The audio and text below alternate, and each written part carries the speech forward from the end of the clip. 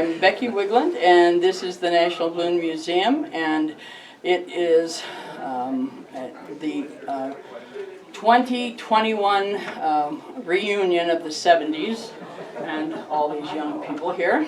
I have been flying for at least 40 years, and they were here for the Nationals in the 70s and 80s, and we're going to talk what they remember most and what was the best, what was the worst, and besides. All right? I'm Denny Floden, otherwise known as Captain Fogg. From? I'm currently from Florida, from Anna Maria Island, Bradenton Beach. But at the time you were from Flint, Michigan. At the time I was here, I was from Flint, Michigan. That is correct. Some things you just can't escape. I know that. It is what it is. And what would you like to know? Well, we're going to introduce everybody, then I'm going to go through. Okay. I'm Tom Orman. I'm from Muscatine, Iowa when I was started to fly balloons. And you're now from? I'm from Nashua, New Hampshire. Yes. Live free or die. Okay. Oregon, Olivier, Sioux Falls, South Dakota. Okay. I understand. Alan Muir from Houston, Texas. Thanks. Bob Walagunda from Paoli, Pennsylvania. Eric Barnum from Toledo, Ohio. John Davis was from Albuquerque when I was flying here. Now live in Denver. And we have to go back and get Richard. Well, get. I did. Oh, you got Eric? Yeah. You got you? Okay. What are you doing? Tell your When name you're and older, where you're we'll tell from. you. Any of those names? Gotta remember who you are though. Introduce You got yourself your name and where tag. you're You from. can check that. Here we go. I Rich don't Jaworski, Blair, You gotta be Nebraska. louder than They that. would probably use. You have to be louder. Louder. We can't. Blair, Rich Jaworski, Blair, Nebraska. Okay, now, one of the things I have to tell Captain Fogg is when you were inducted, I loved your son's stories and stuff. I've thought of those, I've used those several times, you know, where that he was talking about you had so many things embroidered, and he said that the embroidery guy put 4 kids through school on the embroideries that you had on your jackets and your shirts and stuff. I thought that was a stitch. And then I thought the amazing thing was that for 20 years you flew with Kellogg's on a handshake, not on a contract. And that, Never had a contract. that's amazing because that would never happen now. No. But anyway, that always stuck in my brain. Anyway, I noticed you've noticed that there's a lot of changes in Indianola, and I want to, like, what do you remember from the Nationals? Because that was a while ago, and Simpson actually has air conditioning now. That didn't even happen till after I graduated. So it was in the 70s when they got air conditioning. But yeah. So what do you remember? I think the thing I remember most about Indianola, particularly, was the welcoming spirit of everybody in terms of the people who lived here and upon whose ground we landed once they understood that we were not an invading alien force, and the camaraderie that evolved among the pilots themselves, which it was not known for particular prior to that. And in some cases was never able to develop, but it was just good people having good fun in a good place. Okay, Tom, what do you remember? Well, I remember it took forever to get my license because I went to Matt Whitaker and I was determined, but I went 3 times up there for every time I flew. Yeah. And back. Yeah. It's a long trip to and back. Yeah. But Bobby always said you were the most determined pilot. I was.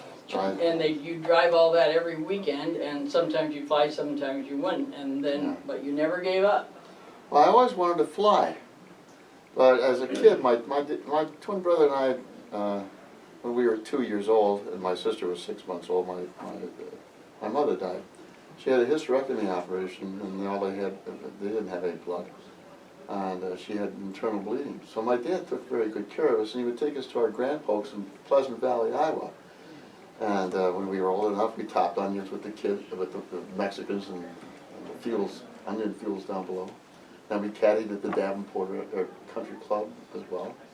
That was up there. And Dad grew up in Davenport, Iowa, and made a great living going through his life playing with, knowing Vic Spiderbeck. And so I got and he knew Louis Armstrong, so I got a good exposure there. So he really took care of us.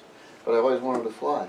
And how am I going to fly when you get car sick every time you go to your grandparents? What are you gonna fly?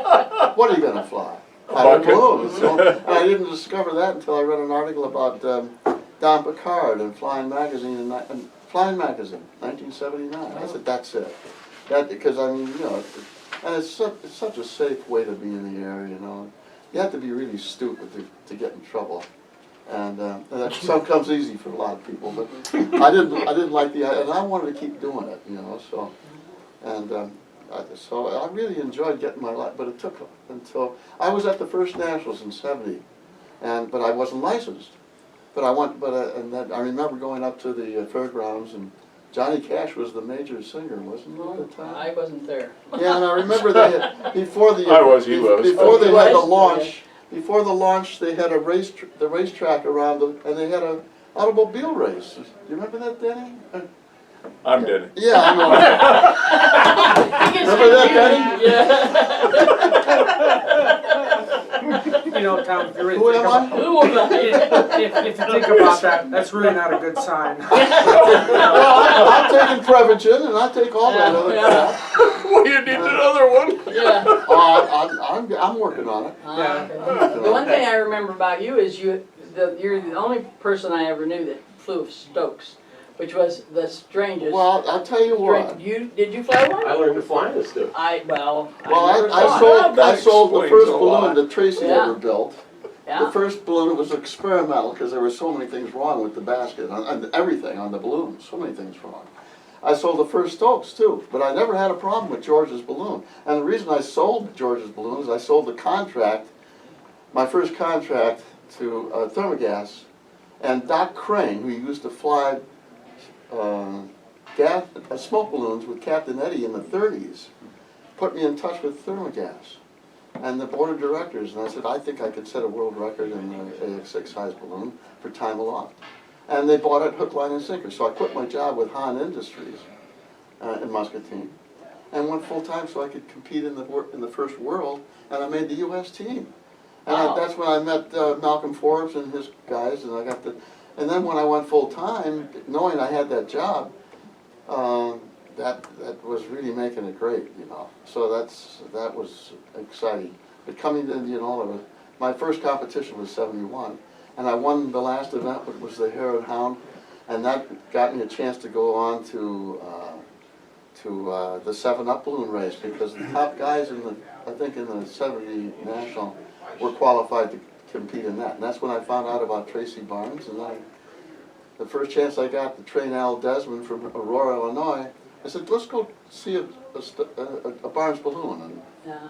but the Stokes came when I bought the Stokes balloon, because George was at the first World, and he was displaying his balloon. And I thought, that's perfect, because Raven's balloon, you couldn't go into a quick free flight from super pressure. And George's, you could. You peel out the pressure panel, and bingo, off you go. And I knew if you're going to do corporate work, I knew I better be able to tether a lot.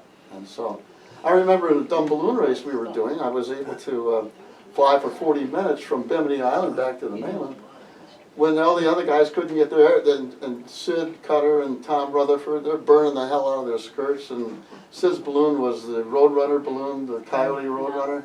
He quit, and I thought, how are they going to put a movie together doing this when I'm the only guy in the air for 40 minutes?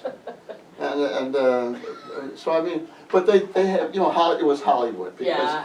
they showed me taking off first, and then immediately the other guys are flying, and I'm in the air wondering if they're ever going to get off the ground. So that's why Stokes was great. Now, do you agree with that? Yeah. Yeah. What I do you- really do. We had a great time. Oh, that was a wonderful balloon. Yeah. I mean, being able to accomplish things, you know, if Why you're gonna didn't be in the it, business. why didn't it continue? We just didn't have the marketing for it, or what? No, I don't know, everybody's selling sport balloons just to fly for fun. I was in the business. Yeah. I don't think that George ever really wanted to be No. a big balloon manufacturer. No, He didn't no, care. he didn't care at all. Yeah.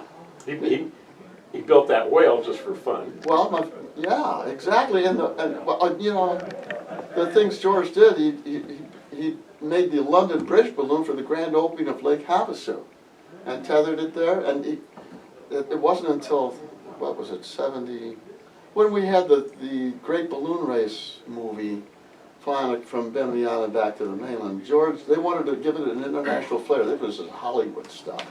And they wanted George's balloon in it to make it look like it's an international event. That's why George was there, and he never did fly. Then the balloon ruptured because it was old, and he had to be rescued by the Coast Guard. And he had to pretend like he was dying because they landed on a little island, and they're trying to get out of there. And Is this all in the movie or is this for real? this is for the real part. Oh. But they do have in the movie, and it's only a 15-minute video that they took to the Cannes Film Festival. Yeah. But I'm waxing on. You wanted to know about Indianola. Well- Did you fly Bimini? Pardon me? Did you fly the Bimini thing? Oh yeah, a couple Yeah. times. Yeah. Yeah. But with both Did you times, fly Bimini? the reason I got invited to You did? the balloon race, the Great Balloon Race, is they wanted to use Roy Carver's yacht for ditching scenes. Ditching scenes. No kidding. And then they wanted me to be on that part of that. And I did. First of all, I didn't want to I got seasick in the dumb boat. I couldn't fly off of that dumb ship. And everybody, here these guys, and do you have a copy of that? I'll give you a copy of it, the Great Is it Balloon. is it Beat the Devil? Is that No, the name of it's it? not the Beat the Oh. Devil, that was the first Which wasn't one. that Bimini? Okay. Yeah, What- yeah, that what's was the this first one, yeah. Okay. Yeah, but this was after. Oh, And the 15-minute video they took to the Cannes Film Festival where it got success, but the movie itself was a piece of crap. I mean, Oh. and it was never successful. Chuck Rohr was the main guy who put it all together. Yeah. And Chuck has done everything. Oh. He's never come to Indianola. I wish he would. We all thought, why isn't Chuck here? Because he's really a top-notch guy. Was he ever? He was never a Pardon competitor. me? He was never a competitor, though. No, he wasn't. Yeah, that's probably why. That's probably why. Yeah. He wasn't interested in competing. But Chuck grew up in Nebraska, and he was on a farm, and he knew the Great Lakes backwards, all of them, and he was a skipper pilot for motorized yachts and sailing yachts.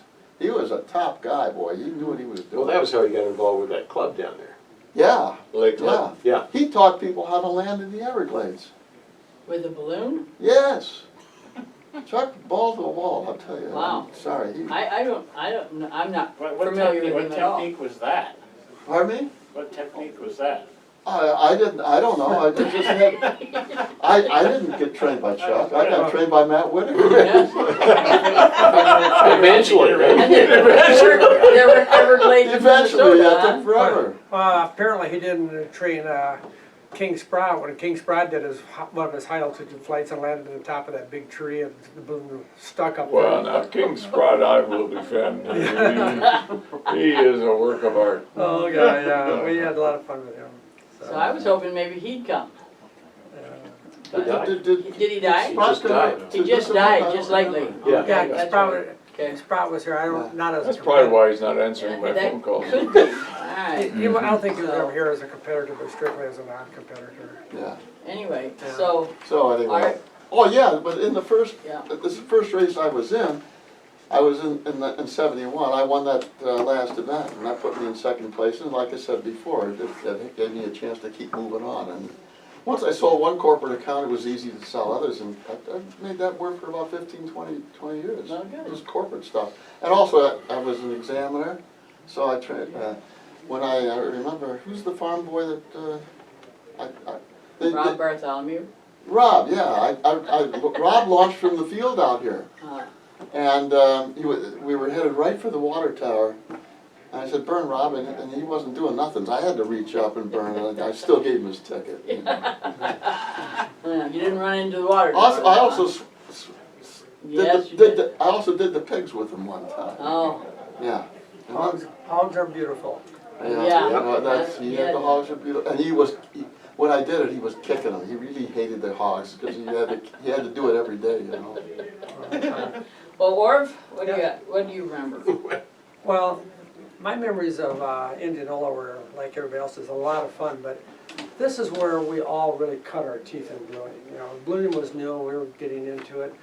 You know, we were all learning together. Sometimes somebody would figure out something like how to fold a raven hoop on their skirt. And also we were all showing each other how to fold the hoop up, you know, and I remember I had just gotten my license, you know, 8 hours and you were a commercial pilot instructor. And in my 8 hours I had 5 different instructors. And on my first flight it was Jim Winker gave me that flight, and I inflated the balloon, first time ever. Shut the blast valve down, and the burner just kept on going. We couldn't shut the single burner down. Turned out later we found out a piece of rubber had gotten up into the road. So we had to shut it off the tank, and Jim says, well, what do you think? Should we try a training flight? I said, I don't care. We did a whole flight opening close. My wrist was shot. But You used to have to train people to fly off a tank. Yeah.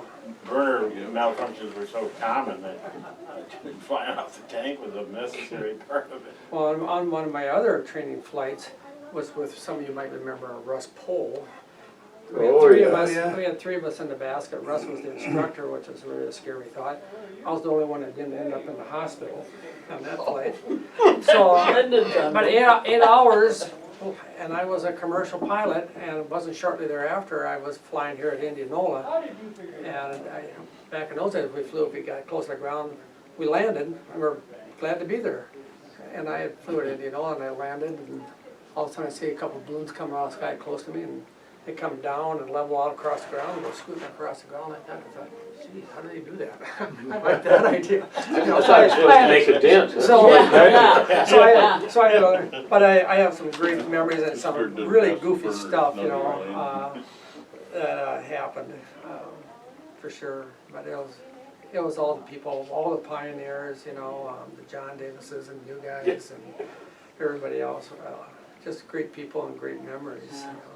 But I think one of my favorite activity though during Nationals was on Wednesday night when they had their attitude adjustment party. In other words, a great big beer party, big hall full of beer, you know, and it was, that was quite an adjustment party. Yeah. So we were very fortunate to be here in the early days, no question about it. And it was just like, you know, the same people went from rally to rally to race to race, and it was just like a big family. You knew everyone, you knew their balloons, you knew everything. And now it's not quite, I you know, we're not ballooning, but I don't get that same feel. No, we were a very close-knit group back then. There wasn't very many of us. Yeah. So You had, what, 50 or 75 people total? But Yeah. So, It was literally like running into your brothers at an event that you hadn't seen in a week or 2 or a month or 2 or a year or 2.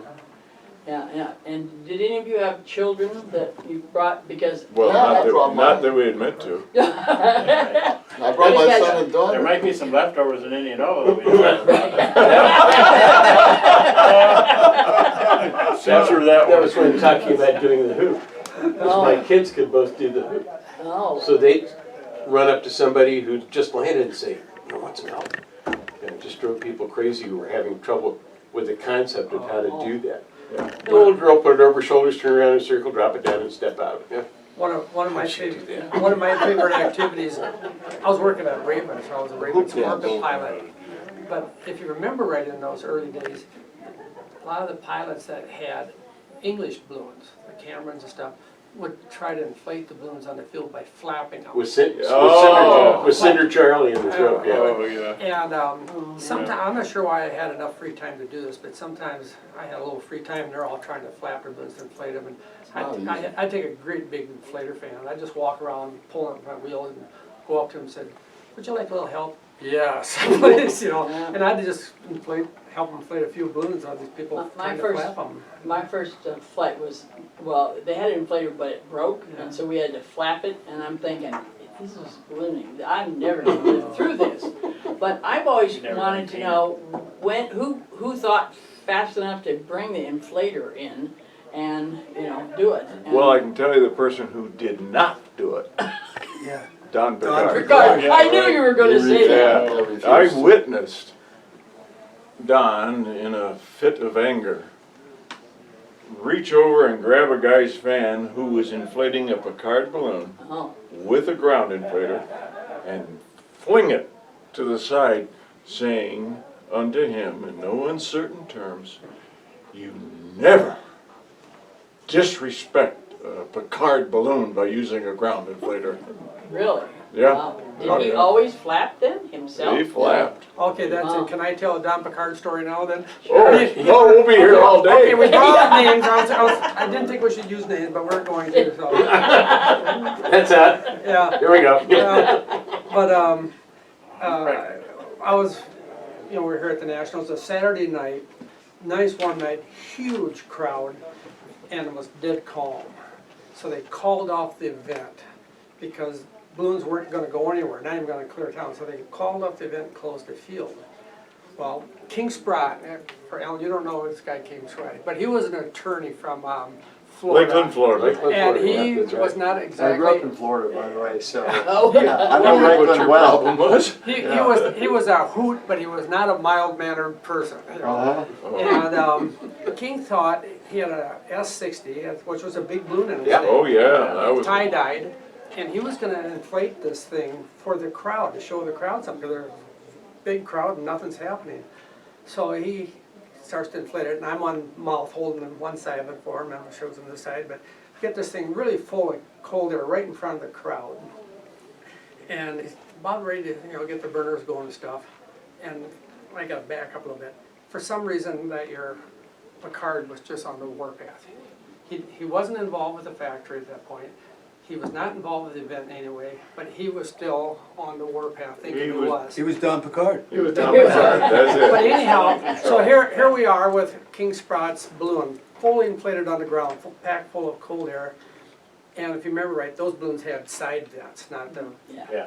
and just about time he's ready to get going, Picard shows up in the side vent, in the With balloon. his head in the. And he starts yelling at Sprott saying, "The field is closed, you're not allowed to inflate this." And my old man or Sprott told him in very loud, uncertain terms what was gonna happen if he didn't get the heck out of that balloon. And then turn the burner on. And then, I'd start inflating. and then Picard would yell back at him, he was gonna take the cable and pull the top on him, and Oh. and then Sprott would come back, and finally Sprott just nailed both burners wide open. That was one of the funniest things I've ever seen. Dive out the vent? Huh? Did he dive out the vent? I can't answer that question, but the balloon Should've. went around him, but whatever, but yeah, Sprott just let it go, That, oh, funny, oh, wow. Conversation stopped. yeah. Yeah. Wow. I'll tell you a story about Picard, similar to this, on the field, right across from Buxton. We were inflating one night, and in fact, I think it was a Bootmeister. No, you weren't, no. It's not your You fault. might be Anyway, innocent. What happened was he couldn't get we didn't have very many launch directors, he couldn't get his attention. I'm sitting there, and the hair is going off, and I'm saying, good grief, you're not going far, but I need to get off the ground. Can't get his, and I start to heat, and I told one of the guys, get out there and look up and let me know. And you're clear, so I start to go. And all of a sudden, here's this voice behind me, you can't go, you don't have permission, you're the launch director. I said, there's no launch director in sight, and who the hell are you? I said, get off my balloon, and I launched. And it was Don Picard? I got royally chewed out by the balloon meister. Anyway, he understood what happened. Well, we go to the weenie roast, and Bill Murtorf says, come here, I want you to meet somebody. He brought me over, introduced me to Don Picard. And And I went, did oh he- crap. Did he recognize you as being, No, you know what he didn't. said to me? What? He said, you know something, you were absolutely right. He said, I shouldn't have been, that was not my job, I shouldn't have been over there. Whoa, that does not happen. Yeah, Bill, I thought You're Bill was making on that the story phone. up. Wait a minute. Those of us Down who the knew park Doug. were you talking to? Yeah. Yeah, right. Yeah, Yeah. well, that was Murtaugh's, reaction when he said that to me. Oh, Yeah, he took me outside, we had quite a discussion, because there was a lot of crap going on in the Nice. competition business, stuff like that. So, Sat down and Picard said to me, and I'll never forget this, he said, don't give the sport to the bastards. ooh, ooh. Don't what? Don't give the sport to the bastards. If that was true, none of us would Well. be flying. yeah. Yeah, Yeah. So when did That you That was start about the time coming? when everything went. I never forgot it. Yeah, when did you start coming to the Nationals? 77. 77, Yeah. okay. I missed the previous year because I didn't get enough tasks in. I was still working a regular job. Okay, and were you flying an Eagle then? Damn job is really No, or No, I was flying. flying a barn. Not too much. Oh, Barnes, Yeah. okay. What do you remember about your first one? First Nationals, Yeah? I finished 16th. Whoa, that's not too bad for a first one. But the best part, I think, was going across the necks, zipping across at about 7 or 8 miles an hour. And we just didn't fly much, stuff like that at home. And Sid Cutter came in. I did a pretty good job. I had a couple, 3 feet. Sid Cutter came in from the other direction, sort of like this. It's crazy. He comes like this and he throws the baggie in. They were putting a flag in the middle of the X.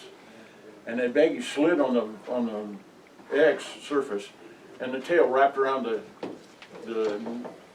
pin in the middle of the target, stopped it within a foot. Yeah, it went by with the tail and stopped it. That's when they pulled the pins out of the center of the X and put a nail down there. You guys wanna sit down? Sure. Let me grab Steve real fast. Steve's coming. Yeah. Okay, Got enough chairs? well, we can get more. No, don't. Just get, here, take this one and I'll get some more.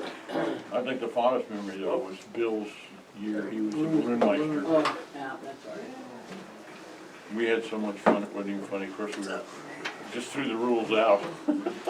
That was the year of bonus points. Yeah.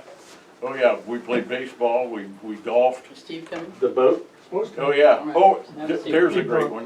Okay. Carolyn said, yeah. Okay, we were in the, what happened was, Tucker Comstock was complaining because as soon as Bruce would pick a place, everybody would go in. Yeah, okay, but no hurry. So what Bill did was designed a task.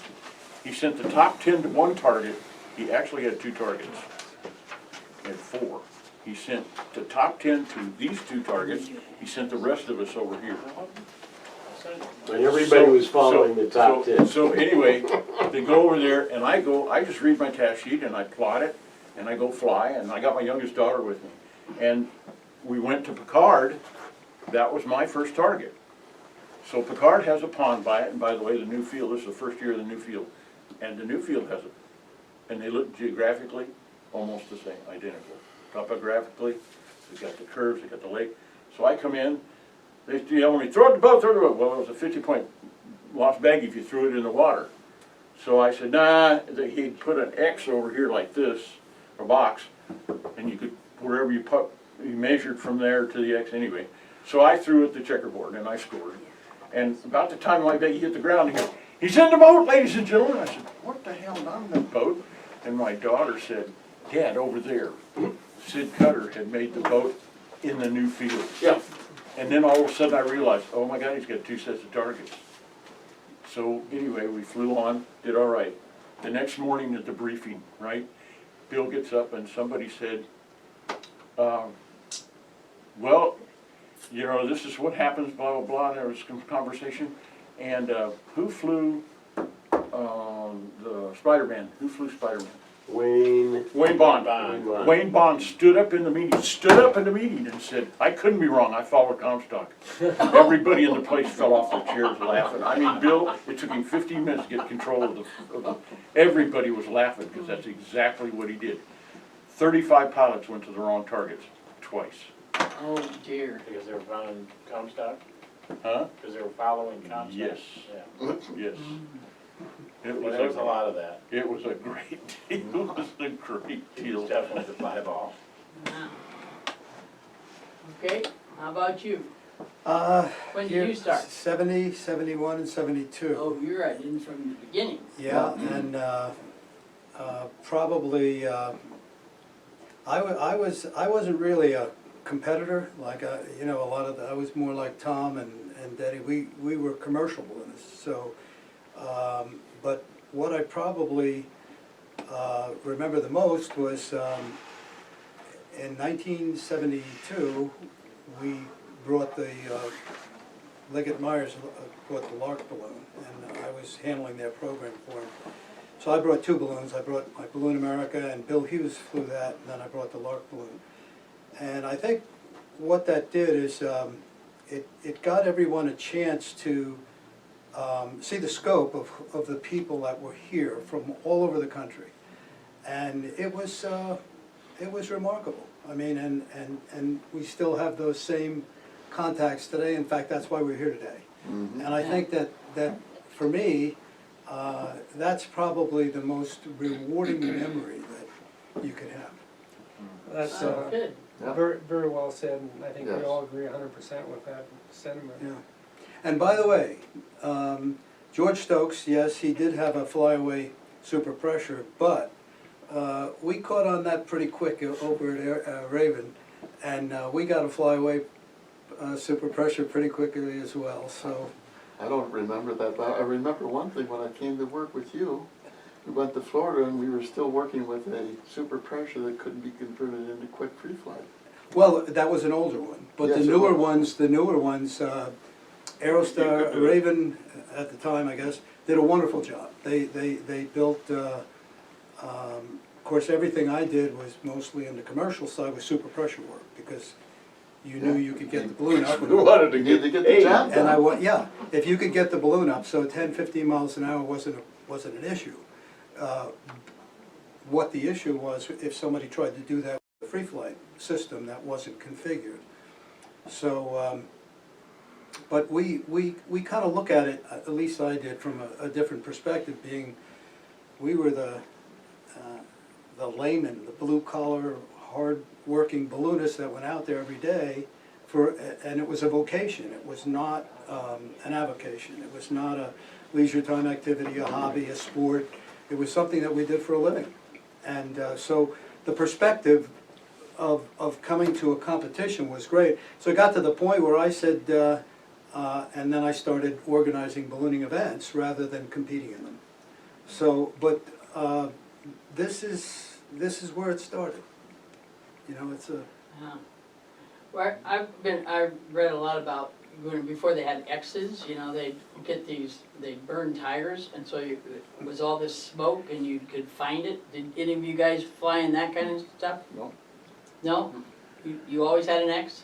Oh, There yeah. was several times I can remember we were flying, and whoever was the Hound and Hare was the X, and you had to In get that the video closest. that you were showing. Yeah. Yeah, and the other thing was The basket. the rules changed because it used to be your first impact or furthest from the landing spot. Exactly. So everybody would try to land and stop right away And rather then- than, you know, drag Yeah, out. hit the basket if you tried to. Yeah. Well, then we went to the burner. Where was the burner? Right. Yeah, Yeah. so the rules Really? changed a little bit, Yeah, but, that's true. Well, there was a lot of rules changing. Well, it was a new Well, sport. if you didn't like the you know, rules, you you never changed know. them. Exactly.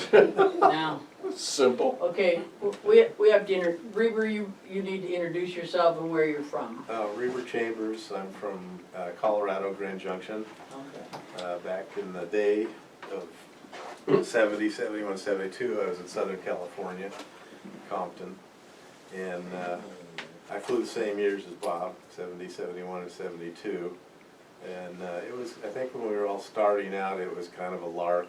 It was a lot of fun. That's a fun. Yeah. No pun intended. You use that a lot. Yeah. But we were all here, and there was 16 of us the first year, and having a great time and doing our thing, and nobody knew what was going to happen. The next year we knew that it was going to take off like a rocket, Yeah. and it did. It was a lot of fun. Yeah. You know, and then Loonmeister or clerk of court or whatever they're gonna call them that day, you know, the different kinds of races and things, and it keeps, you know, evolving depending on, you know, what they're doing, everything from Yeah. dropping ducks in a pond to, you know, the regular kind, the serious kind. Yeah. So what do you think was your worst thing that happened here? Worst thing to happen? Yeah, In '72, I came in third. that's your worst thing. Well, no, the reason I came in third Oh, I was the see. worst thing. I was doing very well that year, but in this one event, I don't even remember which one it was, I was flying merrily along at about 500 feet, and my burner went out. Oh, And I dear. thought, uh-oh, and I tried to strike it, and it didn't go, and I realized that tank was empty. Oh, dear. So I shut it off and went to open the other tank, and the net valve was jammed, it would not open. And I almost broke that thing off trying to get it open, and the balloon meanwhile is coming down. Well, I came down in a golf course down here, and I landed right at the edge of a big bramble on this golf course green. And I landed and pulled the top, and all that. You arrived. I discovered afterwards. That was a I discovered that the reason the valve was jammed is because I was turning it the wrong way. Yeah, it was really tight. Right on time, lefty Yeah. loosey. Anyway, I'm sitting there and I hear all this cussing, and there's a big Gas bramble City. right next to me, and my chase crew came through all bloodied up and Oh, scratched and cussing, Yeah, and I see me on a golf course. Not coming from the other side. So that was kind of interesting. That was So that was, interesting. yeah. And did they crew for you again? Oh, yeah. Yeah, they did. All right, Eric? It was fun. Well, I was in my first, even though this was 74, I started actually ballooning and solos in 74, but I didn't come out here until 75. And it's just because this was the place to be. I knew that right away. And trailed out here with a couple of friends and a niece that was living with myself and my wife at the time. And we had a trailer. We had a big long, not a trailer, an RV. And we parked next to where that swimming pool complex is now. There used to be a road onto the field there. And we parked right there, and that's where we lived the whole time, the whole week. And thank God, because I didn't have to stay in the dormitories, because I learned how brutal that was. So I was like in luxury. But you know, it's interesting talking about commercial versus competitor and everything like that. I was probably right at the exact cusp of the sport just going ballistic. And so it was really hard not to be commercial in some way. Whenever you were, you know, if you weren't competing, you were selling rides. You weren't selling rides, you were accepting rides because there were so many requests. And there were so many people that wanted to buy a balloon or learn how to fly and how do you do this, and it was just nonstop. So it was really hard to be not commercial. And so you did a lot of that. Not here in Indianola, but back to Indianola a little bit. It wasn't within a year or so, and I was very good friends with Jim Burke. He's one of my best friends of my life, and we did a lot together. And he of course was very into competition, and we met some people, Dale and here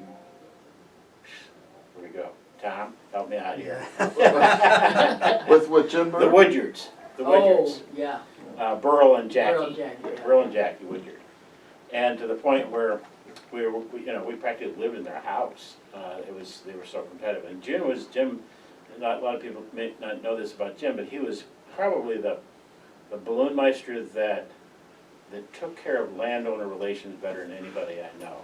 We hung out with those guys, we drank with them and everything with all the. They were rural relations. Rural relations and guys, they yeah. knew everyone. Yeah, and so that got deeper and deeper to the point where we even had Jim and I, so he asked me to be the assistant balloon meister, and so I did that for 4 years with him. And 2 years in a row, we had a huge 500 helicopter to set targets. It was pretty cool. We had, Wow.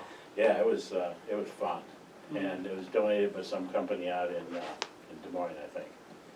And I've got pictures of, Jim and I walking out. He hated helicopters a lot more than I did. I don't like them very much. And I'm in the business. But walking out there with our briefcases and stuff and going out hunting down targets. And of course, Jim liked it because I was in the airplane business, and And we'd come out here for our, it got more and more, it took at least 4 or 5 visits to Indianola before you could actually run the Nationals and to organize everything. The Balloonmeister had a pretty heavy load. And so, in the airplane business, so I had access to airplanes, and we'd come out, and we'd land at Laverty's right here in town, and Woodgers would pick us up, and we'd live in the house, and we'd do our thing, and go out a couple of days. It saved a lot of time setting up the management of the Nationals. And that was great fun, and it again demonstrated the love that the population of Indianola demonstrated toward the balloons. Oh, And they just took it still them, I does, mean, yeah. a lot of them, they took their whole vacation and they would, every year after year, they'd Dedicated. crew for the thing, or Yeah. they'd have to stay in their homes or everything. Yeah. One of the things when I was surprised because, Jim was always, just like this as far as his organizing with the balloons. And when he went into the Hall of Fame, he gave me this paper compass rose with a string. And he said, That was it. this is how I plan all my races. And I'm thinking, I said, what are you gonna do with it I have this for a year? He said, I have a backup. So it wasn't, like the GPS or any of the thing. It was just the plain old compass rose and this long string, and he said, I just lay it down and he did all that. I thought, in this day and age, that was amazing. But Jim was also a really good competitor, and he did the same thing. And so it wasn't, he was a great task setter, and demonstrated a lot of prowess that way.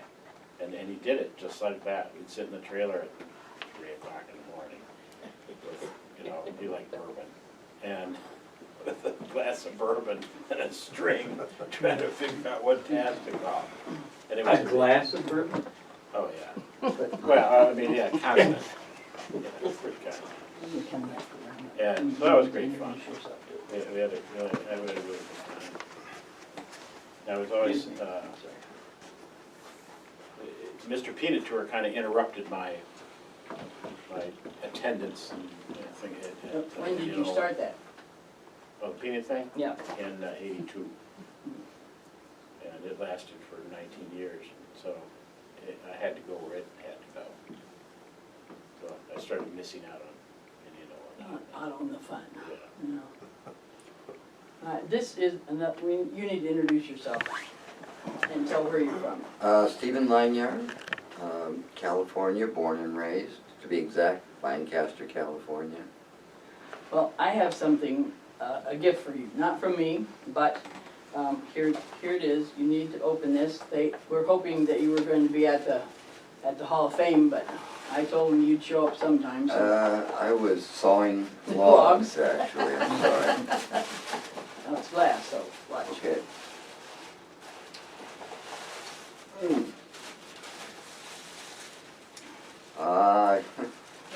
This is from the Stone family. If you remember Warren Stone, and they have a farm out there, and a lot of people would land there.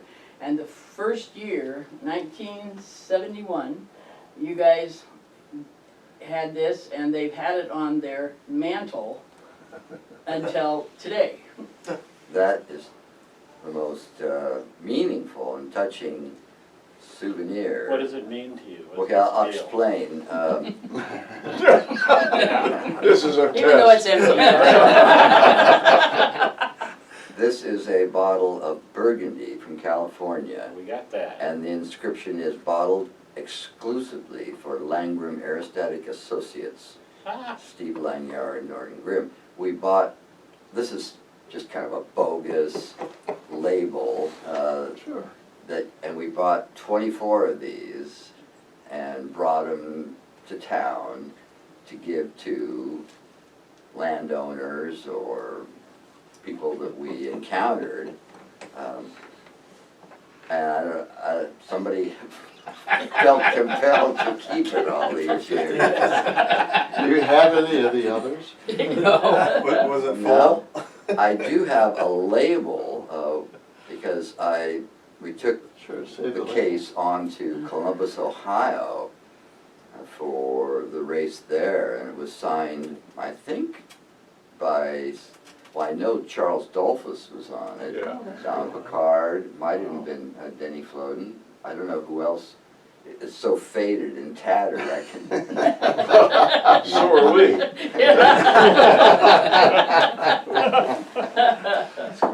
But that'll assume quite a high stature in our artifact collection, like anybody's house. It's basically decorated in ballooning. So, That was all. thank you so much. That's, I'm gonna get that up to Norton, because he'll appreciate it. I haven't seen this in 50 years. Message inside. Probably not. So, Well, Norton and I took our cue primarily from our, I wouldn't say mentor, but our role model certainly, who was Deke Sonicson. And his brand of ballooning, very laid back, very steeped in tradition and the romance of ballooning, very anti-commercial, very anti-competition.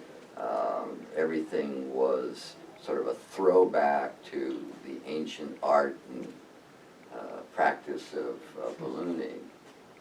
So, Aerostatica. yeah, exactly. And bless him, he's still alive. He fostered the Wamabass rallies for 50 years, 50 plus years. it's still going on? It is, but it's changed, as you would expect. Again, because the reception that ballooning receives sometimes is not as pure or as untarnished as it was. Back in 1970, 71, 2, there were no red zones because everybody welcomed balloonists as almost gods, or at least Good old days. we had Yeah, right. Look no around. fear of landing.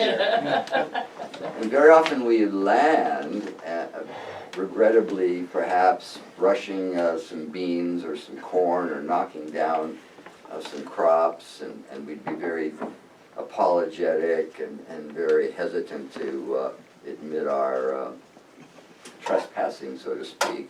But on the other hand, we'd be greeted by the whole family coming out in their tractors and four-wheel vehicles or whatever, and we'd say, "Oh, how much should we, reimburse you for these crops?" And they said, "Please, no." Yeah. And they would invite us in for breakfast, and it was just so unexpected and so heartwarming and a little bit, I don't know, embarrassing, of course, at the same time, but that's the way it was in those years. It was just so universally welcoming. A lot of times they invite you for breakfast. Yeah. Yeah. Yeah, I've had that happen too. Oh, In Iowa. I had it right here. Yeah. Yeah. We had Well, I recommended the breakfast at Warren Stone's. I had it several times, was invited into Did you? breakfast. Yes. Well, I just gave him, well, whatever the bottle is, but anyway, Randy Stone just gave me this to give to him because they had this on their mantle since 1971. And, yeah, they were a wonderful family, and the two boys fly, but and the father flew, and they knew, I mean, they were a nice farm family and knew no strangers, so. Could you go back and just briefly tell us how you and Norton decided to have this reunion? Well, it was just a realization, having done the math, that this was going to be 50 years. And I hadn't heard of any plans, didn't even know whether anybody would care. But I certainly was aware of the fact that many of our cohorts were passing away, and it seemed basically like now or never. And we were all geared up, of course, to come last year. We even put out an announcements, and many of you were aware of that, but we got shut down. So our attitude was, well, that's regrettable, but it gives us another year to plan. Because it came upon so suddenly, and we were a little disorganized, well, still disorganized, but at least we were able to do this. And I was gratified, and I think all of you are impressed with how many people signed up for this, because many came from far and wide, and many are regrettably not here, not because they didn't want to be, but because their health is failing or the distances are too involved. So it was touching. Maybe I mentioned this already, but oftentimes when I was on the phone, I'd find out that somebody who I'd hoped would be able to come had recently passed away. So it became more meaningful, more important to get the job done. And with the help of Gary Rubel. You've made us feel all really good. Yeah. As Denny said the other, he's been saying all week, and he says, I'd rather be Seen than viewed. seen than viewed. I'm not kidding. Well, as Bill Meadows, maybe I said this already, but as Bill Meadows told me on the phone early on, he said, I'm glad you're doing this. If you don't do it this year, we're going to have to do it in a nursing home. You know, for you and Norton and the rest of the community, though, you guys did a wonderful job. Yes, We're all extremely appreciative. But the program that you guys did last night was really top notch, and as the moderator, you were a hoot. Yeah, you're great. You got Yeah. a really good gift for that. Yeah. We all learned something too. I mean, the fifth dimension, that's I amazing. didn't know that. That was pretty interesting. That's pretty cool. And I love that little book you made. Yeah. That was very good. And I called Bob Sparks today, and I told him that he's now live. He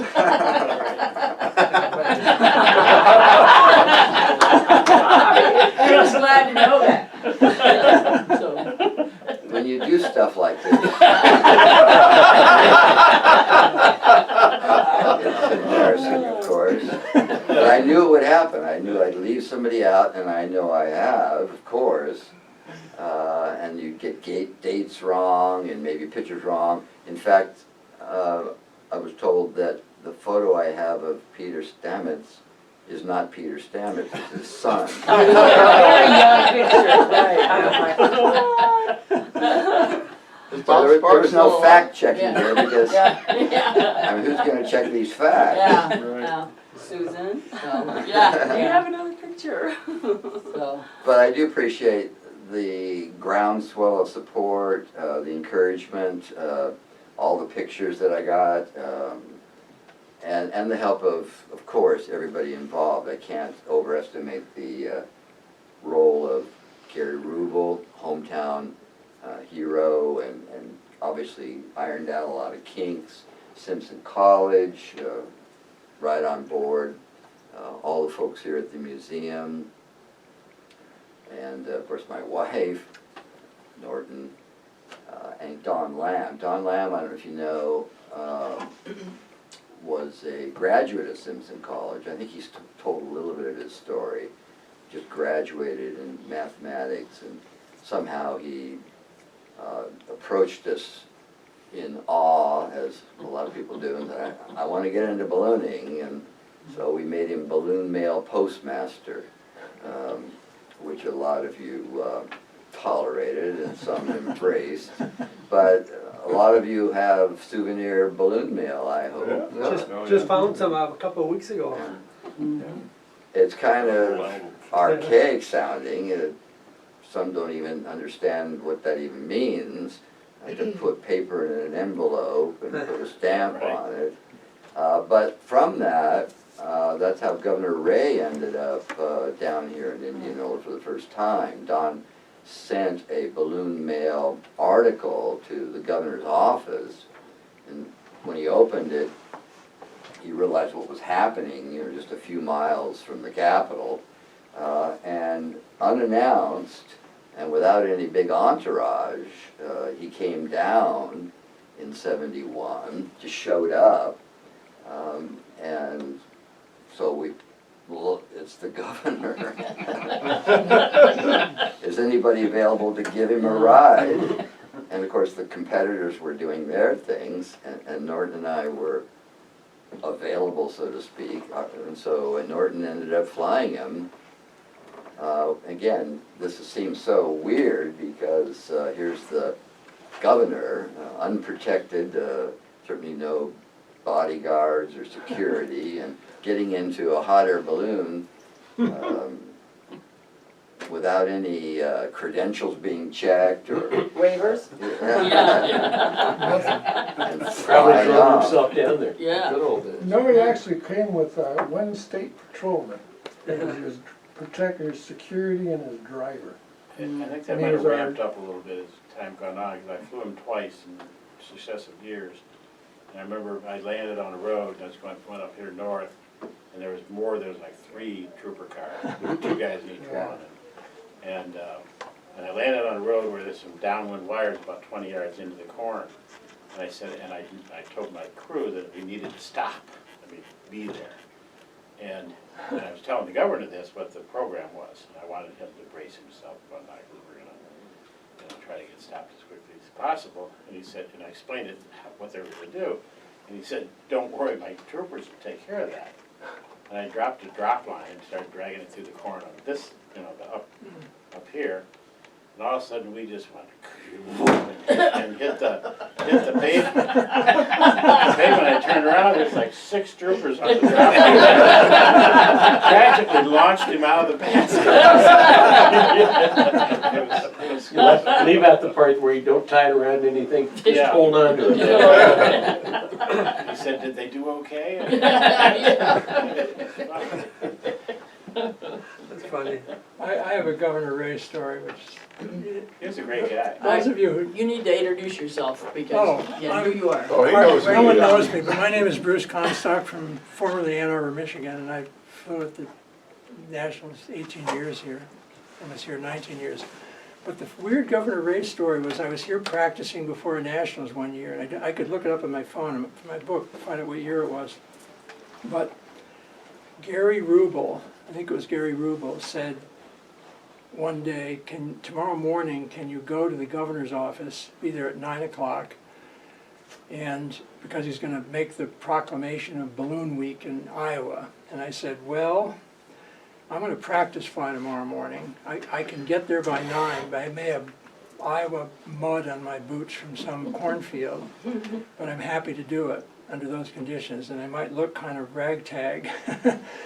And he said, fine, so we did that. We flew a long way, actually, up to the east side of Des Moines, out east in the country, packed up, drove to the Capitol building. I marched in with my boots and flying clothes on. And when we were ushered into Governor Ray's office in a little semicircle, there were some other people there, and he was sitting at his desk. And Gary Rubel introduced each of us, starting at the end. And when he got to me, he said, this is Bruce Comstock, 5-time U.S. National Hot Air Balloon Champion.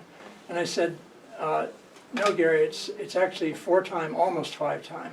And then I thought, why did I say that? And I won the Nationals that year. No. And you're lucky it was only mud, Bruce, Yeah. because cow pies, it could have been cow pies. I got a cow pie award on a paper plate one year, because that's what was in the But field. that was my impish sense of humor. It wasn't like being brazen or something, but it was just because it was, Gary set me up so well. It just came out, and I thought, who said that? Like, why did I say that? So, and introduce yourself while we're over here. My name's Alan Eustace. I'm here for the induction of Julian Knott. I don't have very many balloon hours. What had happened was I had decided to, I wanted to make a skydive from, the highest, skydive ever, because I thought I had a new approach. I wanted to build essentially a scuba diving suit that would allow you to go to any altitude. And you could use it for skydiving, you could use it for ballooning, you could use it for, you know, hang gliding, whatever you wanted to do, sailplanes, but it was like a scuba diving suit. And I needed to basically take it up to test it. And so I through a bunch of different directions, I got introduced to Julian Knott, and so I went down to see Julian, and he helped me through the whole project. There was lots of fun, you know, stories. We went to see Danny Ball down at the in Texas, and he said, well, we can help you launch, but it's going to be, I mean, it's like $700,000 per launch to do this giant dynamic launch, and I'm thinking, I can't afford this. And then Julian looks at me and he winks at me with a big smile. He goes, I can do it for way cheaper than that. He said, we'll just get a spool, it cost a few $100s, we'll attach it to a front loader, totally static. And Danny just looked at it and just shook his head saying it'll never work. And we launched an 11 million cubic foot, you know, balloon off of a spool, just like Julian said it would work. And but yeah, I got to see him through the whole program. And you went to what altitude and jumped out? That was 135,890. So it's the highest balloon flight that's ever been done.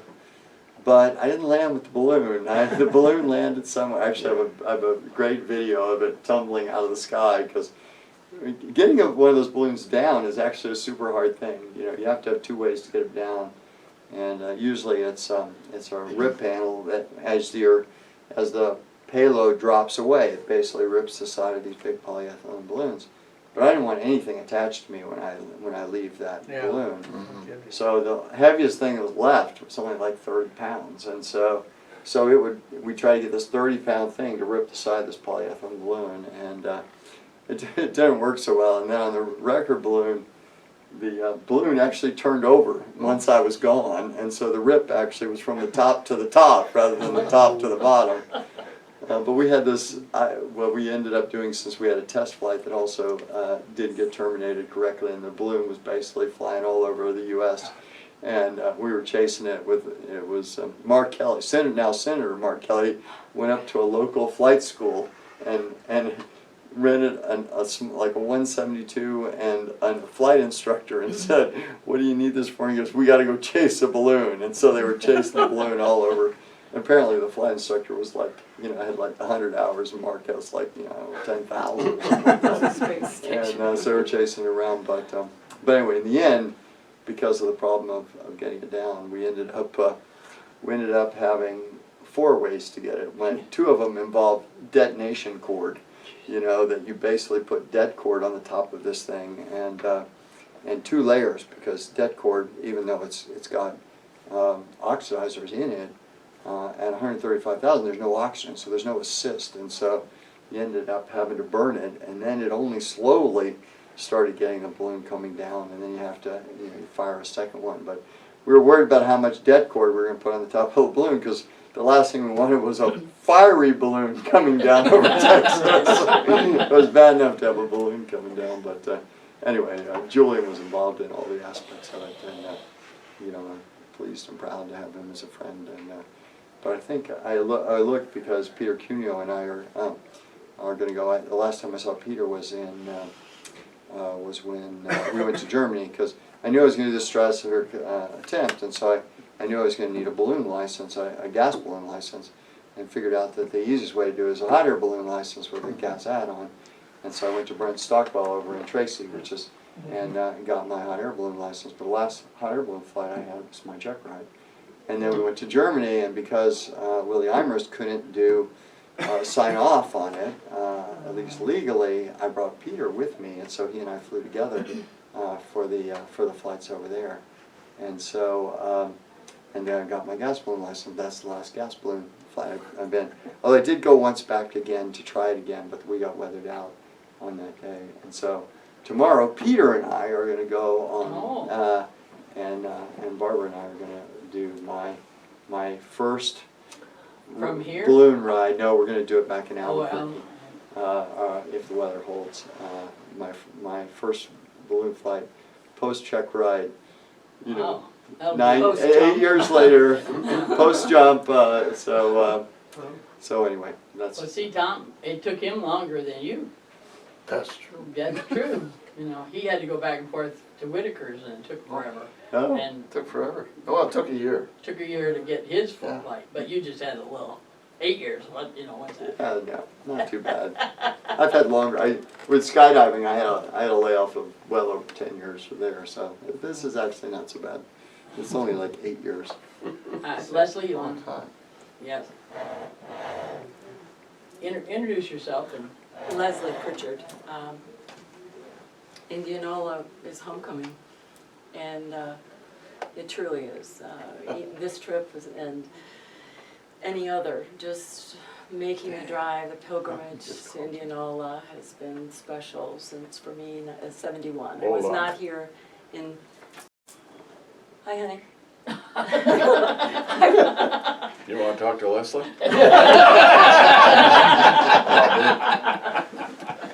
Or Tom Orman, your choice. Leslie. what do you remember about your time in Indianola? Well, my time in Indianola, of course, I'm in Indianola. my father won the first nationals in 1970. Yeah. Indianola was the first with the barograph, and then Yeah, Des Moines. Look at his daddy. Captain Fogg and my father being partners in the balloon, and instructors for Bruce, and all of that. So 71 was the first year that I came. And How old were you then? well, in 71, I just started college. I was 18, 19 years old. It was before my... Intercollegiate balloon. Well, I did win the National Intercollegiate. How many competitors did you have? The first year, I think there were 6, and the second, well, it's like the Gordon Bennett, where you win, because I won in 71. I could back up. You want to talk about Indianola, but this is Yeah, That's about all right. still. We're This just was- talking balloons. It's just Oh, we've balloon. talked about Yeah, everything. just Okay. go ahead with it. It's a good story. Even So- Don Picard. I was there, at the beginning, when all the training, and I did not miss, I don't recall missing many flights at all.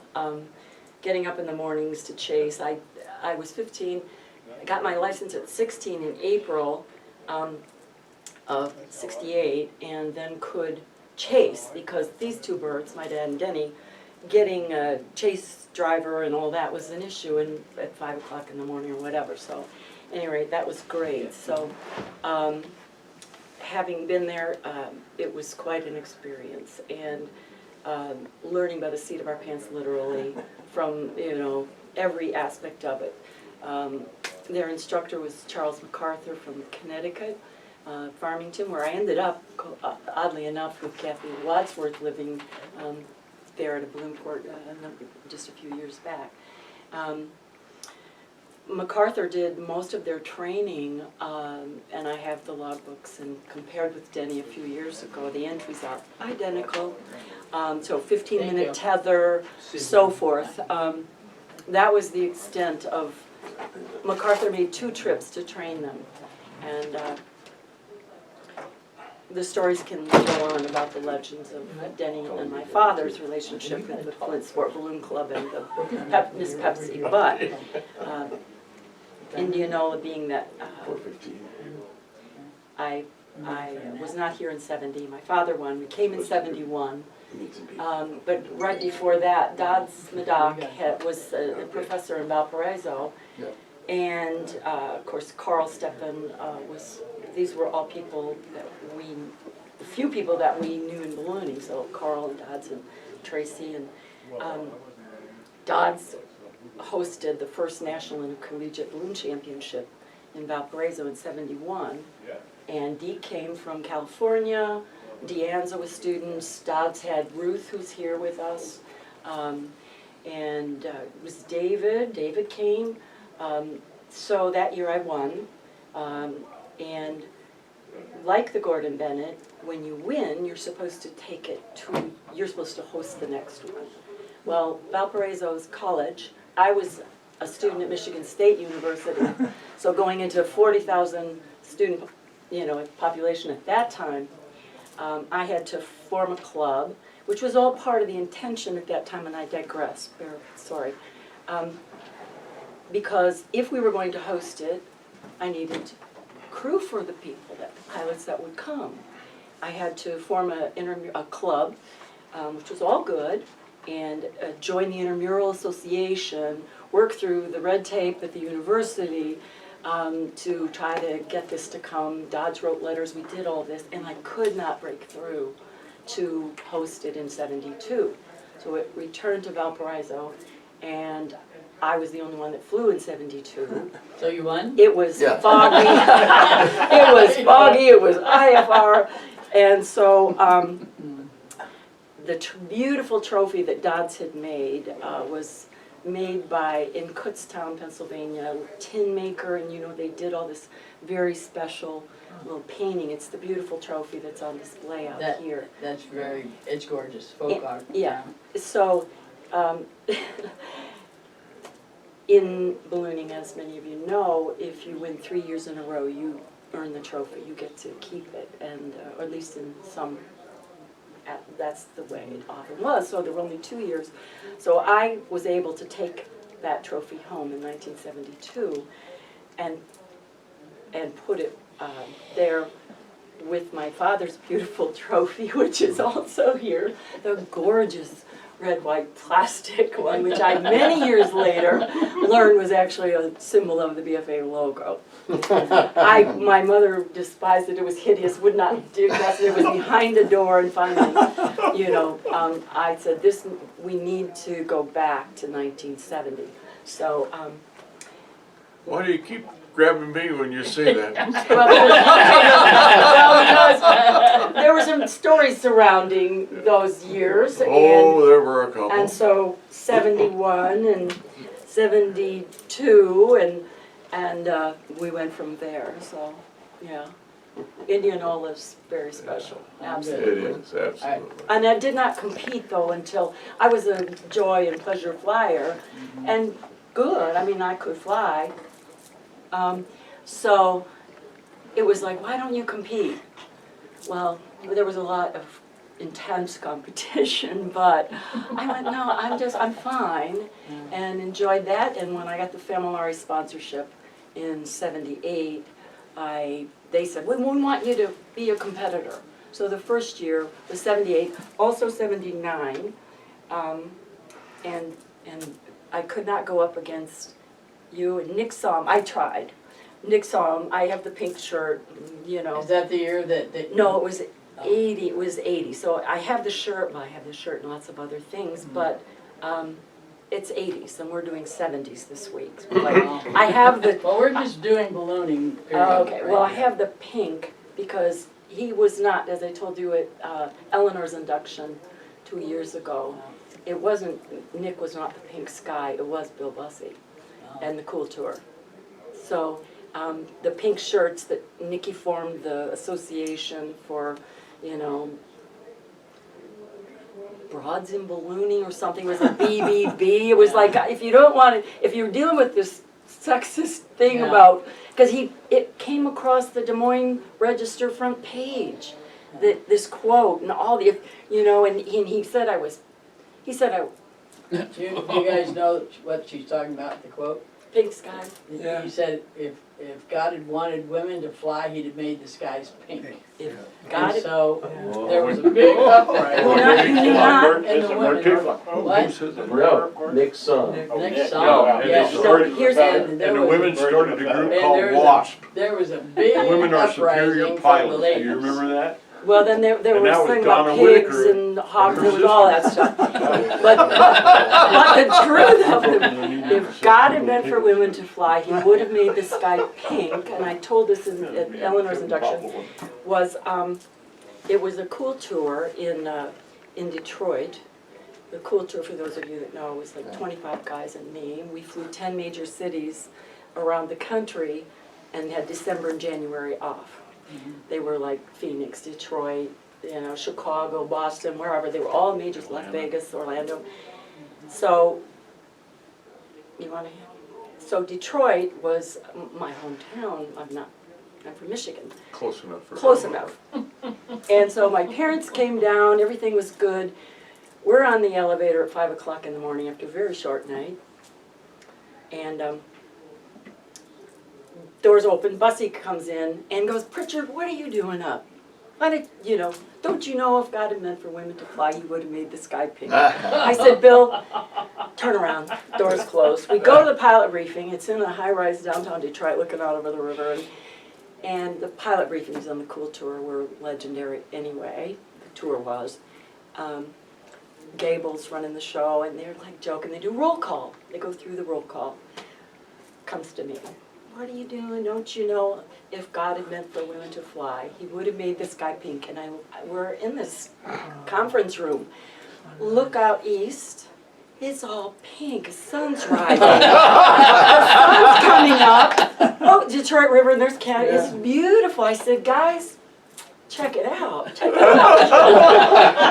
and so I was pink sky, and I've worn a little pink this weekend.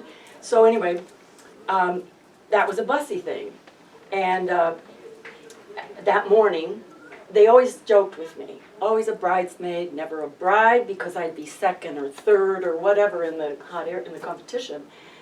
And that morning, I came across the X, photo finish, about 12 inches level off the ground, holding the tail of the baggie and put it in the center. It was the first spot on during the tour and all in a couple of years. And so I won Detroit. A couple more bucks in my pocket. It was a great win. So the pink sky went forward because sunrise and sunset, when we fly, skies are pink, and we needed more women. I've always tried to promote women in ballooning. Yeah. And I believe in that too. That's why I have women in ballooning, because we need more people, more ladies and if you have ladies in your crew or your person, they need to send me a picture and the bio, and we put it on display. So I'm going to stop you because he is going to need to talk, and he has to go. So he has. I always need to talk. I know. And you always need to go. That happens as we get older, doesn't it? Oh, we talked about the early 70s, and I think that a couple of comments were made that it was a smaller group, and we really kind of got together with the community. We all got along, and there were not the problems that we have now with red zones and with cranky people and everything else. And it was a wonderful community. I mean, the ice cream social was great, but the beer social was better. I kind of like the cookout. And the toga party was the best. That wasn't here though. That was Albuquerque. Although I would comment probably this year in Albuquerque we're going to have balloon mail. Oh, good. So we'll see. But I think the early 70s were still competitive, but we had a good time too. We were able to relax and enjoy each other. And I think that it, for those of us that traveled, we came all the way from New Mexico. I mean, holy cow, that was a long way, and not a lot of people came that far to come to the Nationals to start with. There weren't even separate highways. Oh no, we ended up going through Dalhart, Texas, and if you want to figure out, you don't need to open the window or be awake to figure out you're in Dalhart when you're going through it. It's okay. But a great gathering of people that had a good time, and friendships that have been made that have lasted 50 years now. And that's, when you say that, you go, wow, that's amazing. That is. We've been doing that for this long, and we still talk to each other mostly too. Yeah, great friendships. Yeah, I mean, some wonderful friendships, and and it's continued on throughout, and now throughout the world. We've done the same thing, and it's been great to be able to do that. But I think Indianola was the start in the United States of a wonderful ballooning community. Albuquerque has done the same thing, but I think that Indianola in the early 70s was the real start of that. No question. You were a little late to the party, John. Sorry. Got here. John, But I made all it. due respect. Yeah. But I made it here. Yeah. Yeah. And that was part of Iowa and Indianola. Gary, of course, and others here would know the Indianola becoming that, but people were coming from far and wide, from coast to coast to the center of this United States. That's the way Don set it up. Yeah, Exactly, that's right. exactly. Well, That's and the way it and did. Don, we were of course in Fort Dodge, so it was ideal that it would be here as the mecca Because for us then all. they can come from all ways rather than Absolutely. coming all the way to Reno or something Well, like the that. Connecticut Letter to Air Society was alive, and they did a lot of our early training materials. Clayton Thomas and others that were very involved in those things. Golly Wonder, of course, and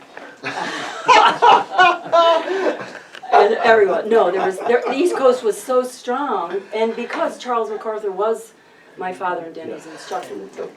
So anybody who wants Charles Patch or MacArthur, Yeah. We'll see what you. your dad Thanks. and I did not realize is that Charlie MacArthur was only one page ahead of us in the book. Oh, no question. And that's not the issue What was the book? on how to fly. Oh, I see. Okay. But the issue was the fact that he was a slow reader. I see. Okay. All right. Can't speak to that. He was a very eccentric guy who was bicycles and way ahead of his time in terms of power and energy, and even thought that we were probably at that time burning holes in the ozone from propane. He thought, you know, these were all things we should think about the future ballooning in conservative ways. But he was afraid, I think, really, to fly. He came twice to Michigan in the winter Yeah. as well, and you know, Well, I instruction put him up in itinerary. my house, you know, as a guest, and so we'd have a few conversations along with an adult beverage or two, and wow, that was a unique individual. Yeah. That's But he all I wrote you off with both of you within a few hours, and they soloed together, and I chased. I was the solo chase for you, both together in the same balloon soloing. Crazy. Yeah, it was just. But no, radios, and we got lost, and I'm going up to house because I had to cross the Flint River, and there were only 2 bridges, and they were far apart. Now, by the time I got over to the other side, you know, you're We were already down. and I'm going to the farmer's doors. Have you seen a what? Very large balloon. Have you seen a what? And then finally somebody With who? directed me Doing to what? to where you were. You had to have landline phones. I don't know that Yeah. there was a call back to my mother to say where you were, but it was a long way. Oh, it was Crazy. interesting. Okay, Norton, you need to introduce yourself, please. Look that direction, though, while you're doing it. Yes, ma'am. My name is Norton Grimm. I'm the Grimm part of Langgrim Balloon. Steve and I have been Is that good or is that bad? It's grim. neutral. You always say that. I first came to Indianola in 1970, Steve and I. Our lives parallel.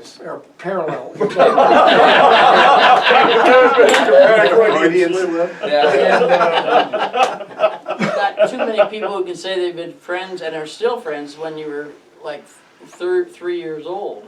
Well, not quite 3, we were infants then. We have a confused story. We both started kindergarten together, but in kindergarten we were 7 years old and we didn't develop close relationships. But we were in the same school, in the same classroom. And then by 2nd grade though, we bonded. And we've been best friends for 67 years. All right.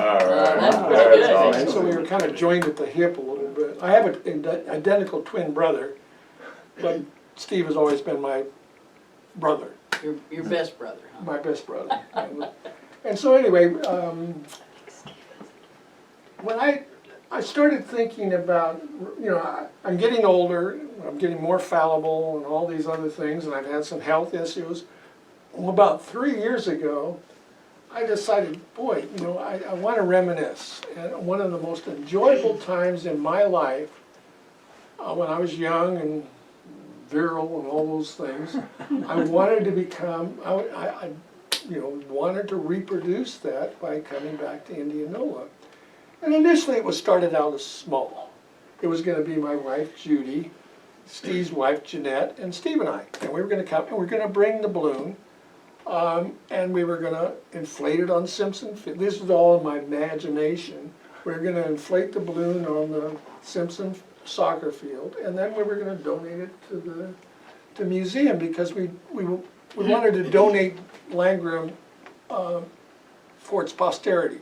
Otherwise, it was gonna end up in a landfill someplace, because it was really deteriorating and hadn't been flown or inflated, not flown, but hadn't been inflated for like 10 years and had been in storage for 30 years.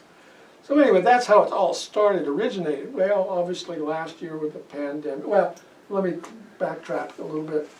Well, then it came upon, Steve enlightened me that says, you know, 1970 is going to be 50 years, you know, from 1970. And maybe that's a milestone, is that 50 years of this, and so we both kind of collaborated and said, yeah, maybe we should be more broad about this and trying to bring more of the 70s pilots together as kind of a reunion. And that was the whole concept part of it. Well, it obviously expanded from then. We didn't really have any anticipation how many balloonists would participate and how many balloonists were still alive. That was our thing. And again, we saw our colleagues in ballooning start to drop off, and we got concerned. So the long and the short of it, that's how that all went on. And I had a real, you know, enlightened experience during those formative years when Steve and I were in school. And you know, this was just, Indianola was such a contrast different from what we were born and raised in Southern California. So we were these California. We understand. And we were naive enough to know that, you know, we had no idea what Iowa was. We'd never been to Iowa or anything. And so Dippy days. one of the deals is, it was previously mentioned that we flew Governor Ray. And I don't know if there was a process of elimination or however, but however I chose to fly the governor. I didn't know who he was at first. Nobody told me. Maybe they told me, but I just didn't register. I didn't know it was the governor. I just thought it was some VIP that was going to get a ride. And so he got in the basket, and I've heard another couple of stories that we took off and we got real close to one of the dorms. And so I just sat up on the side of the basket and just took my foot and just pushed us away like it was nonchalant. No, this happens all the time. Which is the best way to handle it. And we flew for 45 minutes. He was quite a gentleman. He asked a lot of questions about balloons that sometimes I could answer, sometimes I couldn't. But then I commented to him, we came from California in the middle of July and August to Iowa. Well, if anybody's been in California in July and August, it's brown. It's not green. Right. And one of the first impressions I got was when I got up in the air and I see the various shades of green. So I commented to Governor Ray that, boy, you know, your state is just beautiful with all the green. And we kept on flying. Well, then we got over a automobile junkyard. And I looked down and I said, you know, Governor, that sure is an eyesore. And it was right on the final approach to the airport. And I said, you know, anybody flying into Des Moines has to fly over that. That's kind of a bad representation for Iowa. And he goes, you know, you're right. Whether or not he did anything about it, I don't know. But again, the thing that, in retrospect, the things that have changed in 50 years is that he came by himself, well, with one security guard and driver. And then when we landed, there was a delay on Steve and the recovery getting to us. And I can't remember exactly where that was or whatever. So we kept the balloon inflated so they could see us. And all of a sudden, here comes this security guy from the governor. He was the first one to arrive, and so we just sat there and chatted, and then shortly thereafter, Steve and the recovery came. And apparently there was some miscommunication or something that Governor Ray has been disappeared. And I guess it was kind of in the papers. I don't know how factual that is. Sometimes I mix what is imaginary in my a figment in my imagination versus the truth, and somewhere in between is the actual. You But must be the only balloon pilot that does that. Well, Steve and I have this, my poor wife has had to put up with all these balloon stories all of our marriage. You know, she can recite them better than I can. But one of them that has always been in contest was I flew competitively, I think in 1970, not 71. And I took off and I flew. And eventually, I don't remember the distance or whatever, but I landed in this cornfield. And again, like Steve has elicited, you know, we're from California and everybody sues everybody in California. And so when I came in pretty hot. I don't remember the windage or anything, but I knocked out about 3 bushels of corn.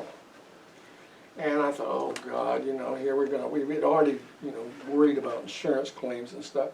But what happened was this farm, this was owned by a widow and her 3 children, and her husband had been killed in a farm accident the previous year. So she was running, and I don't know how many acres it was, but it was a large farm. And she was obviously struggling. And the same thing was that we thought, you know, boy, how can we compensate her and all this other stuff. So, you know, don't worry, it's feed corn. Well, we're from California. We don't know what the hell feed corn is. And, okay. And so anyway, she invited us in for breakfast. And we had breakfast with the family and chatted and talked. And that's when she divulged about her husband and stuff. And Steve and I really felt really bad for her. And again, this is where it gets a kind of a little foggy. It was one of these, what is it, a figment of my imagination or whatever. But we asked her, is there anything we can do to help around the farm before we leave? And she says, oh, well, you know, if you guys want to learn something or see something, you can go out and feed the pigs. She had a pig meal. I had never been around a pig in my life. So she hands me these 2 buckets of slop. Yeah. And I don't even know what was in it, but so she opens the gate and I walk in, and all these pigs had been in a pig pen, a pig barn, whatever they called it. And as soon as they smelled or heard that or whatever, the food, they came out, and I don't know how many there were, but to me there was 1,000 of them coming out. And I'm sitting there, and they're making that snorting sound. I had known that pigs bite, but I didn't know whatever.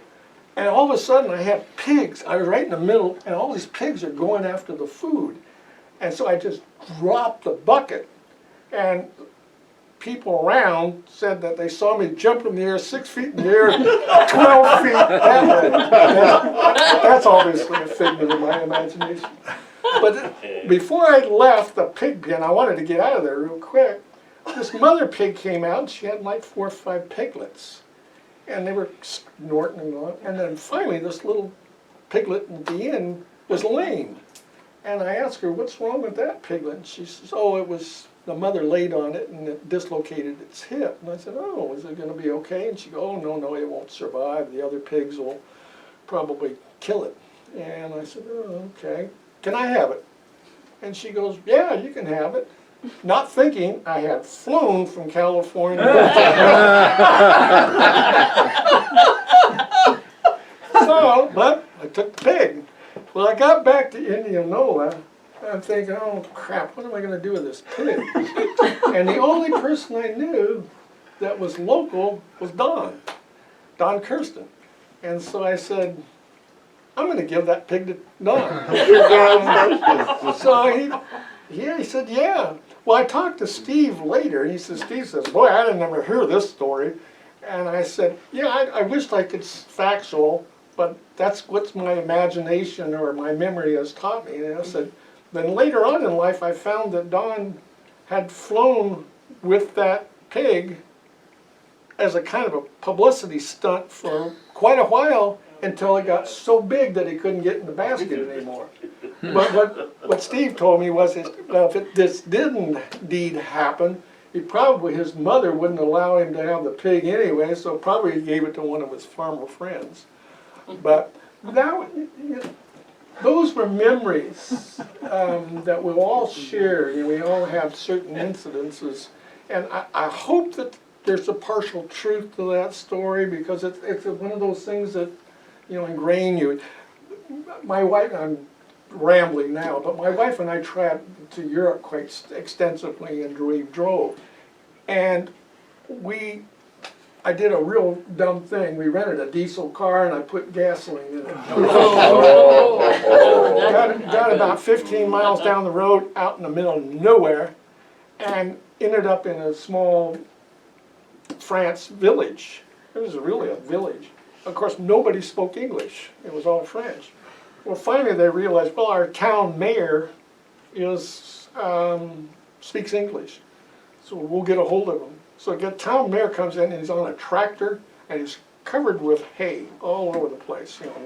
Not the dignitary mayor, but the way that town incorporated and protected us while we were there kind of reminded me of Indianola as well, because they took us under their wing and made sure that we were safe. We were, it was just one of those repeat experiences that I personally had done with Indianola. Like a small time life. It is. So those are my memories. That was very good. And Steve's version of the pig. Yeah. Steve doesn't remember it. Okay. So And I just want to interject to both of you and to everyone that was part of this. This has just been phenomenal. When I came to Indianola in '71 and met Steve and you and so many early formed relationships, and of course I had a major crush on Steve. Yeah. 71. It was like, yeah, but Jeanette is just beautiful wife, so extraordinary. Excuse me, but is Jeanette in the hall, the women in ballooning? No, I didn't know about, well, this Yeah. is my first time actually in this building, so, Mine too. and We, I'm embarrassed to say that. Yes, you should be. there are a number of ladies, But we're certainly. adding Yeah, add an Jeanette. artifact, Absolutely. as you know, our balloon, and we'll be sending you other stuff that, because like so many of us, Leslie's a prime example. She brought 2 cardboard boxes of memorabilia, and Two of like 20 or 30. Like she that. has everything filed by year and location. She pulls out her dad's foil from the barograph on that year. So I thought I was a hoarder. I can't just go and, I'm trying to purge things, but I have to go through them because there's some really cool stuff in there. And it would be so easy to have overlooked the barographs that I do have from a number of things, including other gas events and so forth. But I really appreciate everything that you and Jeanette and Judy and Norton and everyone did to bring this back. Just incredible. Incredible. Well, we're going to do it in another 50 years. We're going to call it. We're going to do what? I can't wait. Do it again. Yes, you will. Yes, you will. Peter, would you like to introduce yourself? I will. I'm Peter Cuneo, but I am, aside from the fact that I have gray hair and a gray beard, I am not one of the first generation balloonists. I didn't start ballooning as crew until about 1985, so I don't have stories to tell. Rookie. I am a late bloomer, you might say. I didn't mean to cut John off. Sorry, Peter, I just cut you off. No, that's fine. When I said that late to the party, I didn't mean that to diss John in any way. But when he was sort of not sure if Indianola was before Albuquerque, and Oh, yeah. it was, and that was Yeah. what I was trying to Indianola is say. about 2 years. I before think he might have taken offense, think, but will you carry that back, Peter, Albuquerque was please? 77. Thank you. 72. Yeah, the first year they had Seven- the race down there was only 14 pilots.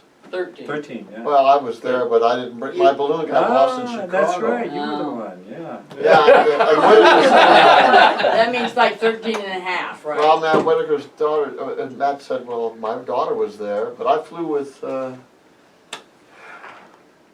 Jean? Michigan. I'm Denny. No, no, Michigan.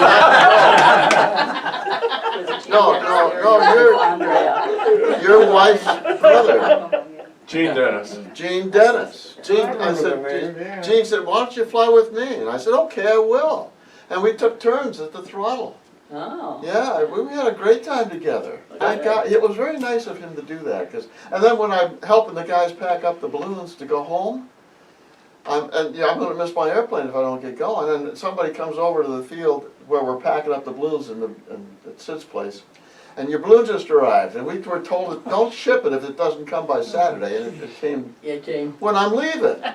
And that pissed Sid off a lot, I tell you. To just add to that was Andrea, Denny's wife was a pilot, Mary Murtaugh, Yeah. Bill's wife was a pilot, of course we had Susie before Yost, but she has an extraordinary Southern California.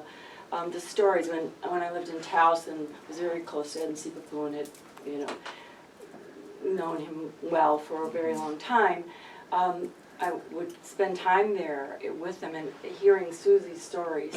I was living in Vail, brought Cindy Petron down with me, who was my dear friend and crew chief for like 17 years, and we went down to visit, stayed with Ed and Susie, and just astonished with the stories that Susie would tell. And anyway, quite an amazing thing of those ladies. Peter, I'm sorry. No problem.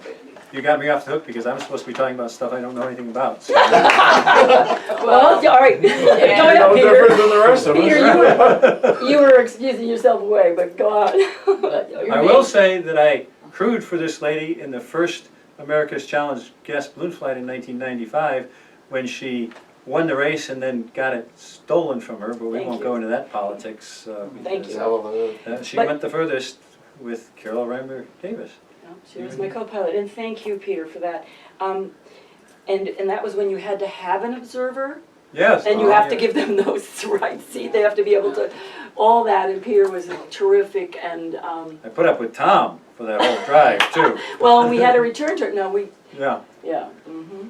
So have you always been mainly in gas? No, the origin of our ballooning is Barbara, my girlfriend at the time, got a ride from Tom McConnell, probably in about 1980 or so, because she was working at University of New Mexico Medical School where Tom was teaching. She was running the medical technology training program, and she kind of got hooked, and she started crewing for a balloonist from Las Cruces, and would get about one lesson a year every time. It was Larry Boucher. I don't know if anybody knows Larry Boucher. Yes. He was of the bagpipes. So eventually we decided to buy a balloon together, and we didn't get into hot air ballooning until 93 or so. Troy Bradley did a couple training flights for us. And then I actually had got my gas rating when I was chasing for you guys, but just After that, barely just before. I thought you had that was like your first exposure to the gas ones in the chase, and you went back and said, I gotta do this. No, we had gotten, we were part of the Zia gas balloon club. We had built a gas balloon from a kit from Ken Kennedy's kit. Okay. And I had just gotten my rating, but didn't feel up to flying. In 95? In 95, yeah. I think Troy signed me off in March of 95. I did. Yes. So what you do prefer? That's a tough question to answer. That is tough, really. You wouldn't want to do gas every weekend, that's for sure. Yeah. Once or twice a year, 3 times a year maybe. Gas is an adventure, it takes a lot more preparation. And the differences between gas and hot air are large. You generally don't have any idea where you're going to land in gas, what weather pattern you're going to land in, what the drive back is going to be like, what the locals are going to be like. You don't stay in the same environment. You're going from one environment to a completely different environment from the time you take off to the time you land. And requires you to be a little bit more adventurous. It's nice to have a really good chase crew that will follow you all the way on the whole flight, which So very have important. any of you, you obviously have done gas, Yes. the rest of you been gas? I have not done it. Have you? Leslie certainly has. Yeah. You have, Yeah, Two, you count. Yeah, on 2 flights with Peter. Yeah, that's right, yeah, in Germany. and what do you think of gas? Which were you talking to? You, I'm talking to you. Oh, well, I have a weird history in gas ballooning. I never really got totally engaged with it, but there was a time in the early part of our ballooning career when we actually had sourced a hydrogen trailer that we were thinking about buying so that we could get it filled. You have someone drag it to wherever to get it filled and then park it in a farm field. And then when we could, you know, when the weather was good, we'd fill a balloon and fly it. And we'd kind of share, quote, share expenses with other experienced balloon pilots who wanted to fly in gas. We thought about, we got quite far in that, and then we realized that if we did that, that would be all we'd be doing in ballooning. We could do nothing else because it was kind of complicated. So that one just went in the file cabinet. And then I flew in Germany. I was in the early 70s, or 74 I guess it was, maybe it was even earlier than that. I was a U.S. delegate to the International Ballooning Committee. This was at a time when that was run totally by gas balloonists. They didn't care anything about what a hot air balloonist said, so it was very frustrating to be there. But I also knew at that time, just to digress slightly, that in my worst moments I said to myself, we will crush them. And, I mean, that was my worst moments, but I knew that hot air ballooning was going to grow dramatically and gas ballooning wasn't. So that these guys who didn't like us and didn't want hot air balloons to exist, we were going to be inundated with hot air balloons all over the world. Of course, I was right. But then I went to Germany. I met a gas balloonist there. I went to Germany, flew in Augsburg.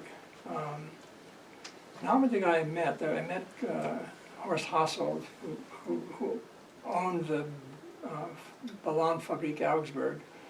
But I flew with a friend of his, a guy who became a great friend of mine, so we made, I don't know how many flights we made a few flights, but it was all with hydrogen. And then I did that again later, and Ruthie Ann Schmidt and Michael Nagelbach happened to go at the same time. I was there for BFA stuff, and we made 2-day flights and 1 night flight in hydrogen from Augsburg.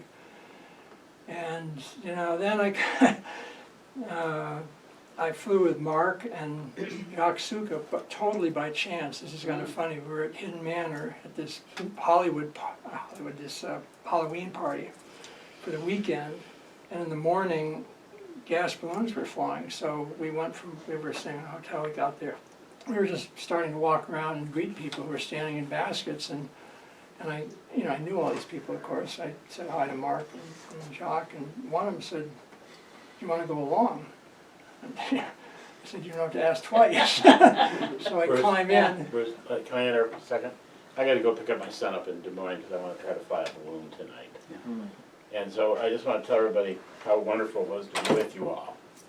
And it's such an honor to be in the room with all of you. I mean, it really is. You guys are the cream of the crop, and it's really an honor to just sit here and listen to all this. What great fun. Well, thank you for joining us. Yeah, so thanks a lot. And if you're gonna coming out in the field, you're welcome to crew for me. I'm not flying peanut butter. So these guys didn't realize I wasn't very experienced with gas balloons, so they let me fly a third of the 9-hour flight, which was really pretty cool.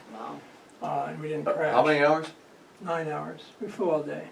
Okay. It was a race. It was a weird race. It was one of those kind of stupid race things where you take a gas balloon, it shouldn't be used that way, and you do a race to either a distance or to a place or something. I don't remember what it was. And then I don't know what happened next. I got hooked up eventually with John Kugler and Bert Bedell was part of that gang, and Tim Cole, my God, Yeah. and with this ammonia balloon stuff. So that was really cool because now the flight in Pennsylvania was with helium, so that was the second gas. And then I started flying. I did some ammonia flight. I did an ammonia flight with John one morning, and where the plant is where they make ammonia, anhydrous ammonia, is down kind of a little bit of a valley. But we laid the balloon out the night before, and we got there in the morning, and the flag at the top of the hill, up where the highway was blowing like crazy, but it seemed like a really nice day, because it was calm, fairly calm down where we were, so we thought, what the hell, so we inflated the balloon, and John and I flew. And that was bizarre, because we ended up going pretty fast. We went like 30 miles an hour. But that was really a cool flight, except that towards the end of the flight, well, in fact, it was the reason for the end of the flight, we heard a freight train.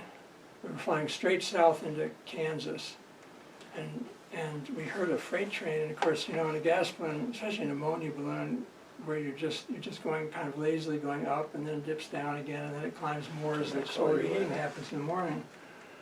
There's really not much to do except just kind of look around and, you know, eat donuts or something. So we're both looking around. We realized we were looking around for the freight train, and there was no freight train, and there's no trees, so you can see really well. There's just grass. And finally we realized what the roar we were hearing was the sound of the wind in the grass. It's not the sound of the wind in the trees. So then we decided it's probably time to land. And landed. Unfortunately, John, at 270 pounds, landed on top of me. The landing was exciting. We dragged across a dirt road. I mean, farm field, dirt road, farm field, and crawled out, dusted ourselves off, and so on. So that was okay. And then, then they decided eventually, I think it was the next flight, they decided I was ready to solo. So I brought my little basket out and borrowed one of Johnny's envelopes, and they filled that with anhydrous ammonia. And then I went off and flew from that same site. It was a really nice day, like 60 miles north to basically North Platte. Landed out in something or other hill, Sand Hills, something under Sand Hills. Going pretty quick, but not super quick. So that was cool. And then I competed in ammonia in the, there was one event which was ammonia balloons and helium balloons, I get this right, from Greeley, Colorado, from the airport, I guess it was, although I never really saw the airport because it was dark the whole time I was there. And I flew solo. This is before the DIA airport was open. I flew solo. I was the last balloon to take off. Johnny couldn't take off because, I don't know, the wind shifted and it was coming up. When I took off, it was middle of the night. I mean, not middle of the night, but it was like 4 in the morning, something like that. And it was sleeting. I mean, and it was not ideal conditions. I took off and flew south. I stayed low because I didn't know what I was doing. And I wasn't going to win anything anyway because I didn't basically know what I was doing. I got to see DIA from pretty close because they hadn't opened it yet, so there was no controlled airspace around it. That was kind of neat. And then I got down to I-70, and there was a blizzard going on. So I thought it might be prudent to land. And the field I landed in turned out to be a mud field. I borrowed Johnny's white balloon. It turned out to be mud. And I don't know, a local hot air balloonist who owned a, I don't know, a John Deere dealership or something showed up, and we spent the entire, he helped me, saved me basically. We spent the entire day washing the balloon in his back of his dealership in freezing cold temperatures while this blizzard was going on outside. I think that's most of my gas ballooning experience. I flew over the Alps. In 1974, I flew over the Alps from Mürren, Switzerland, which was kind of a cool flight. But that was also weird. It was the only balloon to fly that day. It's hydrogen again. It was with Klaus Reiser. And you won the race too. Wow. Well, I was a passenger basically, but just two of us. It was Klaus Reiser and myself, and like 2 hours after we took, or an hour and a half after we took off, there were violent thunderstorms in Mürren. That's the kind of, we never saw that, but then when we got to Italy, after flying over 60 miles of unlandable terrain, you know, over the Eiger and other mountains and so on, with no roads or anything, ahead of us, we're now like just in northern Italy, and ahead of us the valleys were all full of fog, and Klaus said we can't go there because the valleys all have high tension lines in them. That's where the people are and everything else is. So we actually made an abrupt landing on the top, on the side of a mountain, and spent the entire day in the middle of nowhere, and spent the entire day first walking the entire balloon down the mountain and then down in a mountain stream, because that's where the slope was workable, except for one place where you had to use a trail rope to kind of rappel down.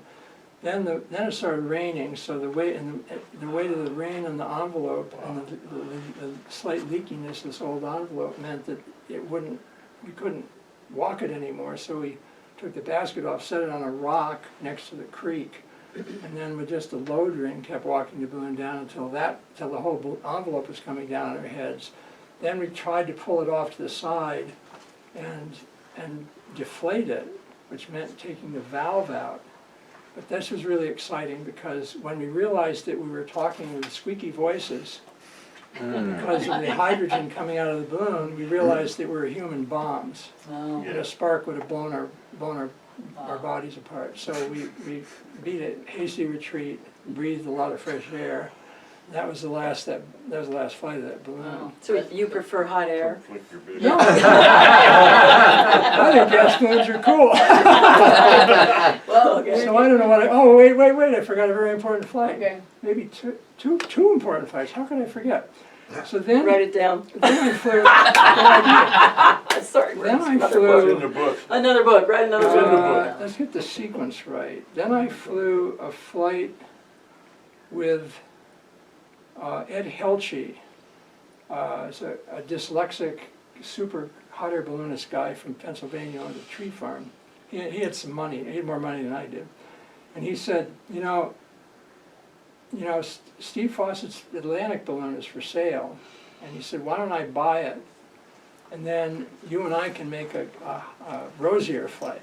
And then we picked, and he wanted to go from, I guess he wanted to go from Colorado, so we picked that. And then he said, you just make it work, you know, and you can get a bottom end and get it all rigged up. So I did that, and then I'm halfway through. We get a ride balloon basket that I modified so we could kind of like sleep as a T-partition basket. And one side we had where the pilot would normally stand, we called the dumpster, because that's where we put all the stuff. But we had to cut a hole through that so we could sleep on one side in one of the passenger compartments. I made seats for each compartment in the end so we could sit there like an armchair. And it's a hot air balloon basket, it's not a gas balloon basket. And we had the right Rosier burner. And then, so the compartment on the right was the living room, because that's where the person who wasn't piloting was. And then the compartment on the left was the cockpit with all the junk. And then we flew from, then he decided to name it Aspen to the Atlantic. And I said, like, Ed, you know, you're putting a lot of pressure on here. So we did take off. We took off at Snowmass, Colorado, actually, in the baseball field at the bottom of the valley, if you've ever been there.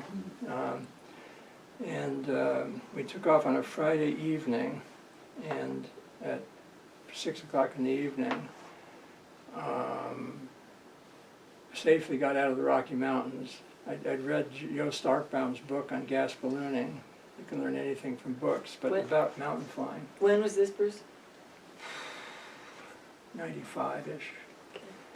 And so we took off Friday evening at like 6, and we flew across most of the U.S. to the center of Pennsylvania, which is really easy to do in a Rosier. It's not like these guys do. That's hard. This is easy. And also I had a working version of my autopilot, so I was sitting there screwing around with the autopilot in what's called development mode, where you actually can plug a computer into it and you can see what's going on the laptop computer. So I was actually doing development work on the autopilot, which is designed to fly Rosier balloons. And on Monday morning at 9 o'clock, we landed in Sinking Valley, Pennsylvania, which is basically the dead center of Pennsylvania. So it was I consider it to be one of the rare weekend pleasure flights in a gas balloon. It wasn't competition, it was just two fun. Guys out for a week, you know, nice weekend balloon flight. And that was a cool experience. And then I flew with Steve Fawcett once. Okay, I'm going to cut you off. Reaper, you want to say something? I was just gonna say, I did have one gas experience. Let me rephrase that. If you include the Goodyear blimp, I had Oh, a gas experience. Okay. Flew it for an hour and a half with a friend who was a pilot. Oh, that's always exciting. Now, You have other stories, We're gonna have to remember? wrap up because we've already Got been hours here of swapping myself. stories for almost 2 hours. So does anybody have one more thing they need to say? Nothing? Thank you for making this happen. Yeah, thank you. Well, thank you Absolutely. for Thank making you. this happen. I make this happen every year, so when you come back, you can come again. Because whenever we have the Hall of Fame, I always invite them back on Monday morning, and we videotape for about 2 hours. But since most of you were leaving, we just did it tonight. So I I'm will glad say, you if could you can come. talk to Bert Bedell. Bert Bedell is one of the 2 people I know who got his gas balloon ticket before he got his hot air balloon ticket. I know he ran away from me. Yeah, he Yes, did. He was outside when we came in, he was just He was burned. backing up, Yeah, yeah. yeah. So anyway, thank you He very heard- much. Have a Thank you. safe trip home, and thank you for all all that you guys did. And you guys had to come to make them look good, so Yeah. that was good. Thank you. So, thank you very much. Great.